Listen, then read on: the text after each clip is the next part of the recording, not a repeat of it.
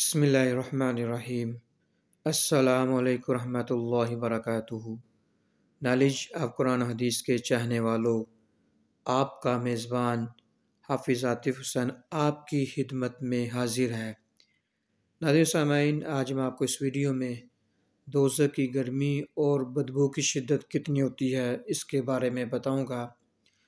آقا علیہ الصلوۃ والسلام نے ارشاد فرمایا، اگر جہنم سے آگ کا ایک ڈول زمین کے درمیان رکھ دیا جائے تو یہ مشرق اور مغرب کے درمیان کی تمام چیزوں کو اپنی بدبو اور سخت گرمی سے دکھی کر دے، اور جہنم کے انگارے میں ایک شرارہ مشرق میں موجود ہو تو اس کی گرمی مغرب میں رہنے والوں کو جا پہنچے گی۔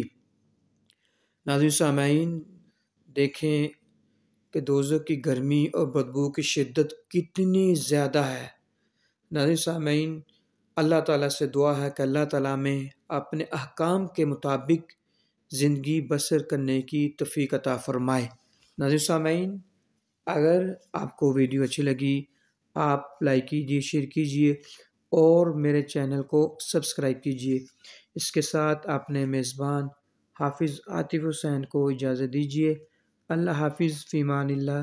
السلام علیکم ورحمۃ اللہ وبرکاتہ۔